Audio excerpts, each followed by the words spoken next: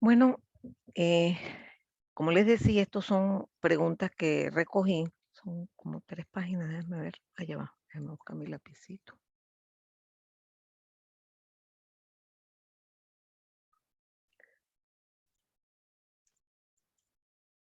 Sí, son 4 páginas con preguntas típicas, porque son sacadas de mis exámenes, pues. Entonces, la primera habla sobre una duda muy normal. ¿Ese es un tipo de modulación diferente? No. OFDM es una técnica que combina multiplexaje y modulación. Y vieron que de una manera media extraña, ¿no? Aquí ponemos que la modulación se refleja es en la forma como se mapean los símbolos. Se le da una parte real y una parte imaginaria que va a cambiar magnitud y fase de una determinada sinusoide. ¿No? Fíjense que de verdad es bastante sofisticado. Hablábamos de, aunque lo vimos en una lámina, volvamos a hablar sobre esto. ¿Qué pasaría si yo decido separar las portadoras o acercarlas? Queda claro que al separarlas, en el fondo estoy reduciendo el número y al acercarlas en el mismo ancho de banda, pues podría colocar más portadoras. Entonces, todas las cosas tienen, como siempre, sus pros y sus contras. El objetivo, ¿verdad? Original, que es básicamente tratar de usar más portadoras para, si en el camino, por efecto de la multitrayectoria, se pierden algunas portadoras, usted va a tener algunas buenas y además con codificación de canal va a poder regenerar algo de lo que se perdió debido al canal que atenuó mucho esa banda de frecuencia. Pero si usted se dedica a poner muchas portadoras, entonces usted va a gastar muchísima potencia y además les recuerdo que eso no lo puse aquí, pero lo dije hace unas láminas, que el sistema va a ser mucho más sensible al ruido, sobre todo en la parte de sincronismo. Entonces, digamos, hay que buscar un término intermedio parecido a lo que uno hace con el prefijo cíclico, ¿no? Muy bien, ahora les hablaba que imagínense que yo tengo un canal cuya respuesta en frecuencia está definida así. Eso significa que es una constante, o sea, su magnitud es constante y lo que tiene es un cambio de fase. Déjenme decirle que este es el modelo del canal perfecto. Es un canal que tiene magnitud constante y fase lineal. Eso es perfecto. Entonces, aquí yo pregunto, oye, ¿tú crees que vale la pena usar OFDM? Yo diría, mira, vale, yo ahí no veo desvanecimiento selectivo, yo veo eso planito. Entonces, no sé si vale la pena. Bueno, en principio, OFDM siempre es posible usarlo porque es eficiente en el uso del ancho de banda. Eso por una parte. ¿Ok? Y por eso es importante saber calcular cuántos bits tiene cada símbolo OFDM. Pero francamente, si tú lo pensabas para combatir el efecto multitrayectoria, no vale la pena, porque es un esquema sofisticado y costoso, pues. ¿Mm? La parte de sincronismo es importante, etcétera, etcétera.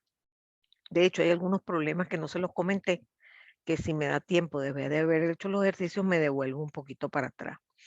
Entonces, en definitiva, si tú, por ejemplo, tienes un canal que se puede modelar con 3 deltas, una en 0, una en T sub 1, una en T sub 2. Si, por ejemplo, no existen los ecos, sino que te queda solamente la delta del origen, eso justamente te va a dar como transformada una constante. La transformada de una delta es una constante. Pero si tienes, por ejemplo, no tienes rayo directo, no hay nada aquí, pero aquí sí y aquí. Entonces allí valdría la pena usar OFDM porque ahí probablemente se presente problemas de multitrayectoria. Ah, no, ¿y qué tal si hay, por ejemplo, un rayo directo y un eco? Ya al haber un eco hay dispersión. Entonces aquí también convendría usar OFDM. Repito, asumiendo que tú quieres OFDM para combatir la interferencia producto de la multitrayectoria, entonces tienes que pensar que hay algunos casos que no se justifican. ¿Ok? Básicamente, este caso que estamos viendo aquí, que sería equivalente a decirles que solo hay rayo directo, no se justifica usar UFDM. a menos que tengamos una necesidad de gastar dinero para, digamos, utilizar más eficientemente el ancho de banda. Ahora aquí preguntan, ya es una parte de ver si entendieron el esquema de formación de un símbolo FDM.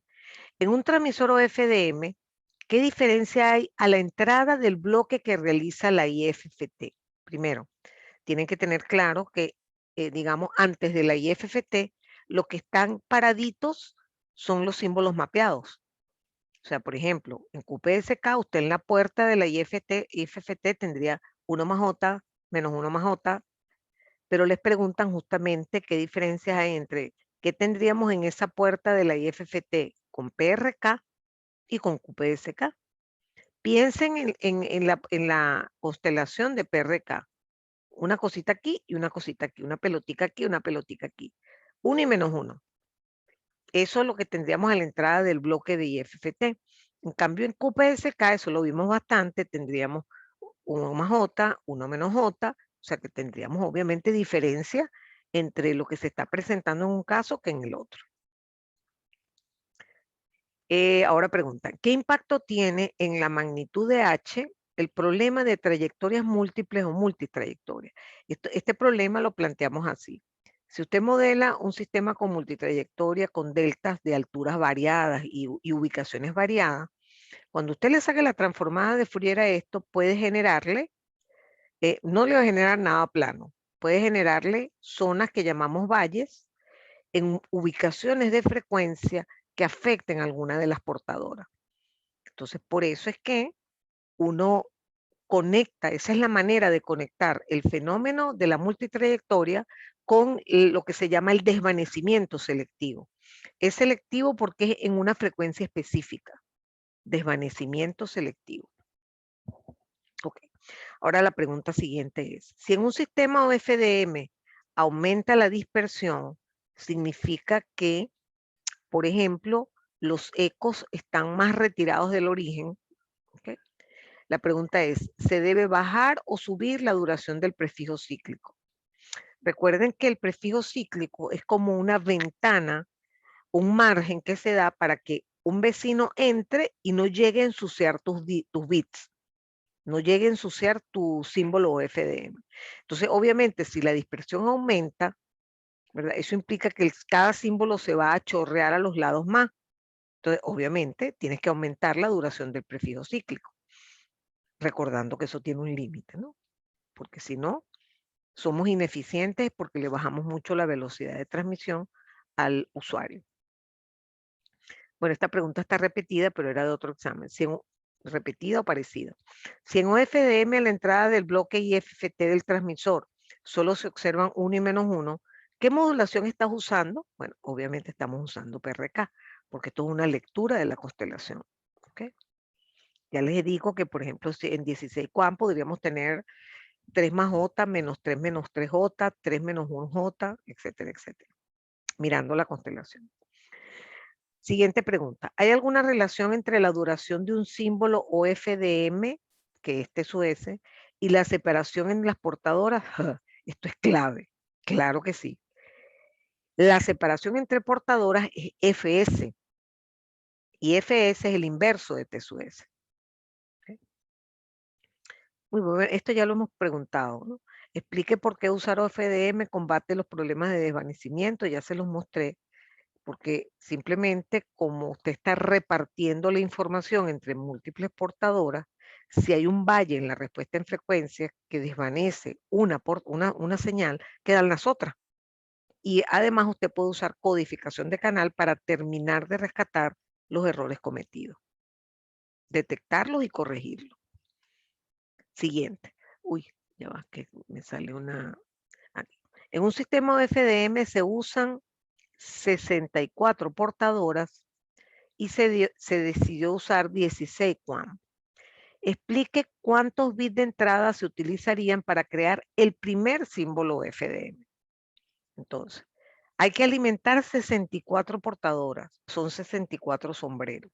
¿Quién va a proveer esos sombreros? Una modulación 16, o sea, GM área de 16 símbolos. Por lo tanto, tengo que agrupar los bits de 4 en 4. Por lo tanto, para un símbolo, como todas las portadoras tienen que tener sombrero, va a necesitar 4 por 64 bits. Ese es el número de bits que van en un símbolo FDM para este caso particular. ¿Okay? Esta es la parte A. La parte B dice, a la salida de la IFFT del transmisor tenemos una señal banda base o una pasabanda. Esto yo sé que es como difícil de masticar, porque cuando usted le dicen que usted está generando un símbolo o FDM sumando 8 sinusoides, a usted no le entra en la cabeza que eso puede ser banda base. Lo que pasa es que en este caso, la información del símbolo se termina montando en otra portadora más alta. Entonces, a la señal originaria, al primer símbolo, se le dice que es la señal banda base, porque todavía no se ha subido para poder enviarla al aire. Entonces, entiendo que pueda ser, digamos, complicado porque es como una contradicción, profesora. Si yo estoy usando una suma de sinusoides, yo puedo decir que eso es una señal pasabanda. Pero en verdad, como todas esas sinusoides están alrededor del cero, por decirlo así, usted todo ese paquete lo sube hacia una frecuencia más alta y ahora sí dice que es una transmisión pasabanda. En la vida real, jamás se usa el esquema básico sin después multiplicar por coseno y seno la parte real imaginaria, jamás. O sea, esto se usa nada más para sistemas inalámbricos. Muy bien. Si en OFDM las portadoras no son ortogonales, ¿se pueden superponer? La pregunta es, ¿se puede hacer? Porque, digamos, yo puedo superponer portadoras, pero no satisfacer la propiedad de ortogonalidad. Bueno, claro que se puede hacer. El problema es que la detección tendrá muchos problemas y generará altas probabilidades de error. O sea, el corazón de este esquema es la ortogonalidad. Quitarla es hacer perder todas sus ventajas. Muy bien. Si en un sistema inalámbrico los receptores solo recibieran el rayo directo, no hay ningún rebote o eco, ¿valdría la pena usar OFDM? Bueno, nuevamente, si usted lo que pretendía era combatir el desvanecimiento selectivo producto de la dispersión, producto de los ecos, si no hay eco, pareciera que no vale la pena.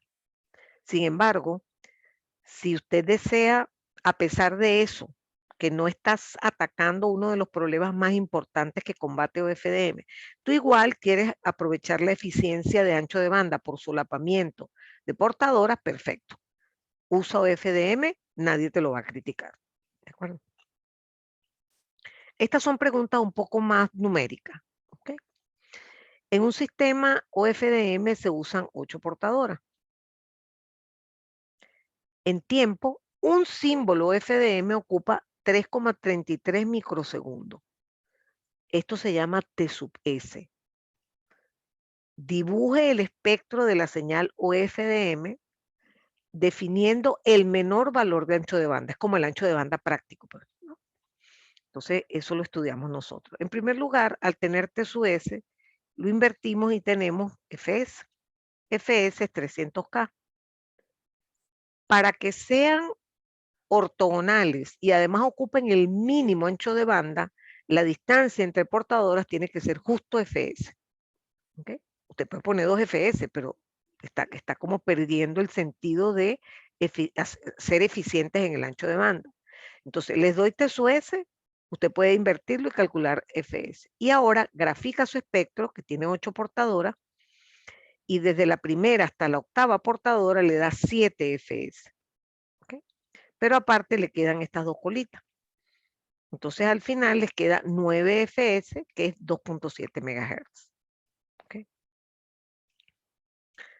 Aquí tenemos también un sistema OFDM con 8 portadoras, con frecuencias distanciadas 300 kHz. Aquí en vez de darles T sub S, les di FS. Y alguien me dice que la dispersión en el canal es de 0.5 microsegundos. Es decir, que uno asume que va a haber algún eco ubicado en ese sitio, con ese retardo con respecto a la línea directa. Determine cuál de estos valores de prefijo cíclico convendría. Uno es un sexto. ¿Cómo se traduce eso? Bueno, se traduce diciendo que usted calcula el tiempo de símbolo, lo divide entre 6 y ese es el tamaño del prefijo cíclico. Entonces, en este caso, tomas fs, lo inviertes y tienes T sub S. Lo divides entre 6 y te da 0.55 microsegundos. Tú lo comparas con esto. Dice, fíjate, el prefijo cíclico es un poquito más grande que el máximo retardo. Oye, eso es bueno, porque yo voy a tener señales retardadas que van a invadir mi símbolo un tiempo de 0.5 microsegundos. Bueno, mi guarda es más grande, 0.55. Eso suena bien, pero vamos a ver el siguiente. El siguiente, yo agarro T símbolo, que es el inverso de F símbolo, lo divido entre 10 y me da 0.33 microsegundos, lo cual es menor que la máxima dispersión. Entonces no me sirve, escojo la primera opción, que es prefijo cíclico de 1/6, calculado como la fracción entre el tiempo de guarda y el T símbolo. Y con esto me voy. Déjame aprovechar que tengo un tiempito para devolverme. Bueno, les voy a comentar unas pruebas que se hizo. Esto es el diagrama de bloques del sistema de televisión digital terrestre europeo. ¿Okay? Todo esto que está aquí, todo esto que está aquí, tiene que ver con codificación de canal. Tiene un codificador convolucional y tiene, esto es un Reed-Solomon, que es un codificador por bloque. Tiene codificación por bloque, codificación convolucional y tiene otras cosas que no me puedo poner a explicarle, que el interleaver es de lo más interesante porque, por ejemplo, para evitar los errores en ráfaga, tú, por ejemplo, tienes filas de datos y conviertes las filas en columnas.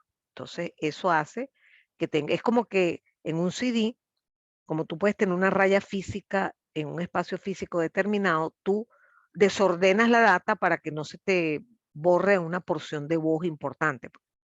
Todo esto es codificación de canal. Después viene el mapeador, que usa 64 QAM, y eso es lo que está, los bits, los datos de la constelación son los que están a la entrada del transmisor. Este es el transmisor o FDM. Esto es un canal que suma ruido y este es el proceso inverso. Entonces, yo hice varias pruebas con ese diagrama de bloques de Simulink y ellos dan como salida varios datos. Da el número total de errores, el número total de bits y la probabilidad de error. ¿Okay? Primero con una relación señal a ruido, que es equivalente a E sobre eta, porque la potencia está relacionado con la energía promedio y el ruido está relacionado con eta, la potencia de ruido. Entonces esto es parecido. En el programa se puede fijar, es la relación señal a ruido. Entonces él hizo una prueba sin codificación de canal y con codificación de canal. ¿Okay? Miren lo que me da aquí la tasa de errores o probabilidad de error. Me da 0.34. Horror. Eso es horrible. ¿Okay? No, no importa, pero ponle codificación de canal. Por favor, se me echó a perder más. Entonces, eso es algo medio extraño, ¿no? No, no tanto, porque la codificación de canal, si usted lo aplica en un sistema con un E sobre eta muy bajo o una relación señal a ruido muy baja, ¿verdad? Usted está metiendo la pata porque va a tener más errores ahora que antes. O sea que no vale la pena aplicar codificación de canal. En cambio aquí, en lo que usted sube E sobre eta, ahora sí se nota la diferencia. Fíjense, sin codificación de canal, miren la probabilidad de error bajó. Tampoco es nada buena, pero comparado con esto, bajó. Y además, cuando le aplicas codificación de canal, baja todavía más. Esa es la gracia de la codificación de canal. Entonces, bueno, hice este ejercicio justamente como para combinar lo que ya vimos, que también va para el segundo parcial, con lo que estamos viendo, que es OFDM. Esto que está aquí es algo práctico, no tiene nada de teoría. Y tiene que ver con los amplificadores de potencia a la salida de los transmisores OFDM, que ustedes saben que hay que si clase A, clase B, etcétera, clase C de amplificadores. Y cuando usted entiende que la trama, no, el símbolo FDM está conformado por la suma de varias sinusoides, si circunstancialmente, porque todo es aleatorio, coinciden varios picos de los cosenos, la suma de esos, por ejemplo, 4 cosenos, supongan que son 4 portadoras, le va a dar altísima. Y la potencia, esto es la potencia promedio versus el tiempo, la potencia va a tener unos picos que van a desestabilizar los amplificadores de potencia. Entonces, eso es un detalle importante de manejar en UFDM, aunque es algo totalmente práctico. Eso es lo que se llama el PA-PR, que es la relación entre el valor pico y el valor promedio, potencia promedio y potencia pico. Comentario nada más. Aquí se habla de un esquema estándar, un estándar específico, que usa OFDM con codificación de canal y se le llama COFDM. ¿Okay? Entonces aquí está, se tienen los datos, se le aplica codificación de canal y después se ingresa al sistema OFDM. Entonces aquí está para que vean las diferentes modulaciones que usan este estándar. BPSK, que es PSK binario, QPSK y 16 QAM y 64 QAM. Usan esos 4 estándares y por cierto, no se los había dicho. Yo les conté alguna vez que los sistemas celulares, ellos van censando el canal. Y si vas a la calidad, si estaban montados arribísima aquí, en 64 QAM, para recortar el ancho de banda, y el canal se deteriora, no les queda más remedio que bajar a niveles inferiores de modulación. Bueno, aquí pasa lo mismo. En LTE pasa exactamente lo mismo. Se switchea las modulaciones. ¿Ok? Entonces aquí se habla de cuántos bits lleva cada símbolo OFDM. Lo que pasa es que aquí no es fácil explicárselo porque está metido de por medio la codificación de canal. Entonces no puedo sacarle la cuenta, pero algo queda claro. Cuando usted aumenta la modulación, cada símbolo OFDM lleva más bits en sus hombros. Y sigue siendo entonces un esquema en donde las modulaciones M-áreas son más eficientes. O sea, nada que discutir. ¿Okay? Esas son unas pruebas que esto fue el resultado de un proyecto que hicieron estudiantes del curso. No, eso hará como 4 años, algo así. Tal vez más, no, sí, yo tengo 3 aquí, no, como 6 años, que hicieron esto con el simulador que les mostré hace un rato, que es el de Texas. Entonces les mandé a hacer varias corridas, por ejemplo, cambiando la modulación. Y fíjense que les mandé a graficar la probabilidad de error de manera lineal, no semilogarítmica como estamos acostumbrados. Y miren que la curva toma otra forma. Ustedes saben que la probabilidad de error, uno la grafica así, la probabilidad de error versus E sobre E en dB. Fíjense que ese eje sí está en dB, pero este está lineal. Y miren que son como tipo exponencial. Si yo esto lo cambio a semilog, se convierte en este tipo de curva. Pero lo importante de todo esto es que lo mismo que aprendimos en teoría se sigue cumpliendo aquí. El peor esquema en cuanto a probabilidad de error es el que tiene el M más alto. Por eso es que cuando el canal se daña, empezamos a bajar buscando ganar calidad. Entonces, esto es para que vean que los resultados comparativos con respecto a la modulación con o sin OFDM son idénticos. Aquí lo que hice fue cambiar el prefijo cíclico. Bueno, les dije que lo cambiaron, el prefijo cíclico. Fíjense que aquí hay uno pequeñito, un prefijo cíclico de 1 sobre 32. O sea, es T sub S entre 32. Esto es T sub S entre 4, que es el más grande. El más grande es el que logra el mejor resultado. Observen que el agua marina, ¿verdad? Que es el que tiene los valores menores de probabilidad de error. En la medida que se hace el prefijo cíclico más pequeño, empiezan a invadirme mis símbolos vecinos y tengo mayor probabilidad de error. Pero no se puede pasar de este valor, porque si no pierdes mucha eficiencia de lo que ganaste, pierdes mucho. Bueno, esto es un ejemplo arbitrario en donde les puse un determinado valor de ubicación del eco 1, del eco 2, del eco 3 y de las atenuaciones y que volvieran a correr las modulaciones y le doy exactamente lo mismo. Fíjense que hay unas situaciones extrañas, pero 16 QAM, perdón, 64 QAM sigue siendo la peor. Después vienen las preguntas. Bueno, y con esto, yo creo que les iba a mostrar algo más. Me quedan 6 minutos. Déjame echar para atrás un momento.